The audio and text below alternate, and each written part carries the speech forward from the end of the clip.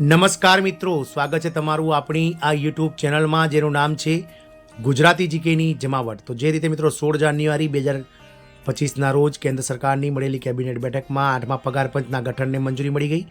ત્યારબાદ મિત્રો 1 ફેબ્રુઆરી 2025ના રોજ જે પૂર્ણ કદનું બજેટ રજૂ થયું વર્ષ 2025-26નું, તેમાં પણ મિત્રો જે ઇન્કમ ટેક્સમાં રાહત સાથે સરકારી કર્મચારીઓ માટે અનેક જે કર્મચારીઓ માટે જે અલગ અલગ જે મિત્રો જાહેરાતો કરવામાં આવી, આ તમામ અટકળો વચ્ચે મિત્રો આ રાજ્ય સરકારમાં આ વિભાગના કર્મચારીઓ અને કામદારો દ્વારા જો લઘુત્તમ વેતન અને ઈપીએફનો લાભ નહીં મળે તો મિત્રો વિરોધ પ્રદર્શન કરવાની ધમકી આપીને બેઠા છે। તો જાણીએ વિડીયોમાં વિગતવાર કે કઈ રાજ્ય સરકારના કામદારોએ મિત્રો સરકાર સામે મોરચો માંડ્યો છે અને તેઓની મુખ્ય માંગણીઓ શું છે, કયા વિભાગના કર્મચારીઓ હાલમાં સરકાર સામે બાયો ચડાવીને ઊભા છે, તેને લઈ અને વિડીયોમાં વિગતવાર ચર્ચા કરીએ।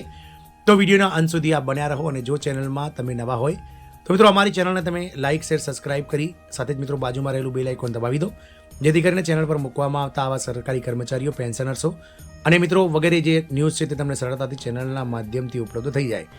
તો મિત્રો સરકાર દ્વારા જે છે તે મિત્રો કર્મચારીઓને અવારનવાર મિત્રો પગાર વધારાના લાભો, મોંઘવારીના લાભો, વિવિધ ભથ્થાઓના લાભો આપવામાં આવતા હોય છે, જ્યારે અમુક વિભાગના જે કર્મચારીઓ હોય છે તેમને મિત્રો કોઈપણ જાતના લાભ આપવામાં નથી આવતા। આને લઈ અને મિત્રો એક વિભાગના કર્મચારીઓ મિત્રો જે છે તે મિત્રો આંદોલન અને હડતાલના રસ્તે જતા હોય છે। આવું જ મિત્રો આ રાજ્ય સરકારમાં બન્યું છે। તો આ રાજ્ય સરકારમાં જો લઘુત્તમ વેતન અને ઈપીએફ લાભ સરકાર નહીં આપે તો આ રાજ્યના આ વિભાગના કામદારો વિરોધ પ્રદર્શન કરવાની ધમકી આપી છે।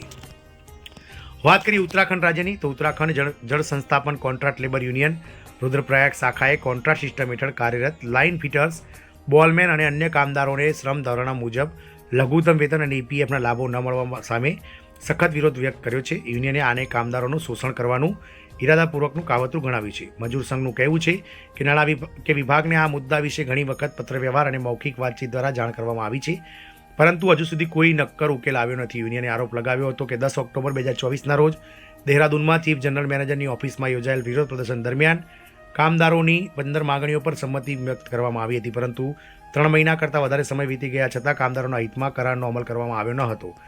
યુનિયને ચેતવણી આપી છે કે જો 20 ફેબ્રુઆરી સુધીમાં આ માંગણીઓનો ઉકેલ નહીં આવે તો તેમને વિરોધ પ્રદર્શન અને કામનો બહિષ્કાર કરવાની ફરજ પડશે। યુનિયને સ્પષ્ટતા કરી છે કે આ આંદોલનની સંપૂર્ણ જવાબદારી વિભાગની રહેશે।